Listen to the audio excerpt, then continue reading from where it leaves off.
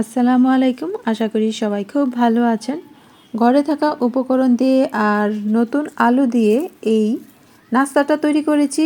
এটা এতটাই মজা আর স্পাইসি, যারা ঝাল নাস্তা পছন্দ করেন আর মচমচে খাবার পছন্দ করেন তাদের জন্য এটা পারফেক্ট আর সহজ রেসিপি। আর যাকে খাওয়াবেন সেই জিজ্ঞেস করবে এটা কিভাবে বানিয়েছেন। তো চলুন শুরু করা যাক। এখানে আলু ধুয়ে লবণ দিয়ে আমি প্রথমে সেদ্ধ করে নেব।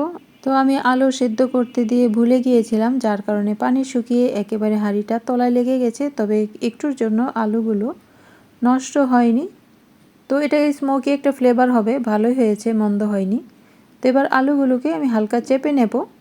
তো আমি আজকে বানাবো মশলাদার আলুর চাপ। এটা অসম্ভব মজার একটা রেসিপি আর খুবই সহজ, কমন কিছু মশলা দিয়ে এটা তৈরি করা যায়। আর আলু ছিলাছিলির কোনো ঝামেলা নেই, আলুর উপরের চামড়াটা সহই আমি করব।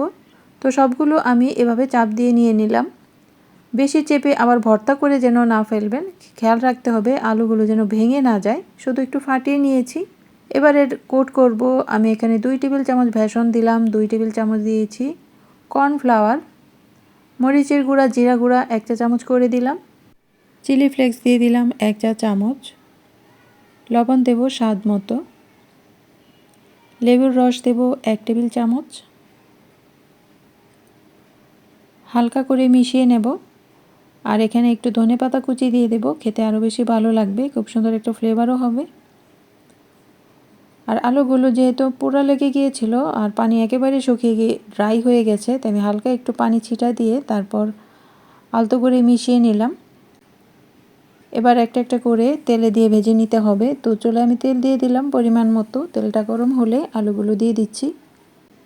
এক পিঠ ভাজা হয়ে গেলে উল্টে দেব আর মচমচা করে ভেজে নিচ্ছি। সন্ধ্যায় চায়ের সাথে এই মচমচে আলুর চাপটা খেয়ে দেখবেন, সেই লাগে খেতে। তো ভাজা হয়ে গেছে, আমি একটা প্লেটে তুলে নেব।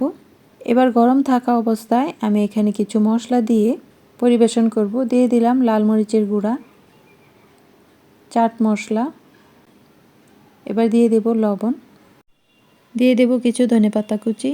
তো যাদের কাছে রেসিপিটা নতুন তারা বানিয়ে দেখবেন, অসম্ভব মজা হয় আর একবার খেলে এটা বারবারই খেতে ইচ্ছে করবে।